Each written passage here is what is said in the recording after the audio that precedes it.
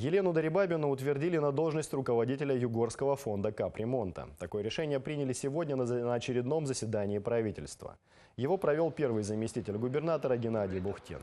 Напомню, повторный конкурс на замещение должности руководителя был объявлен в конце 2017 года.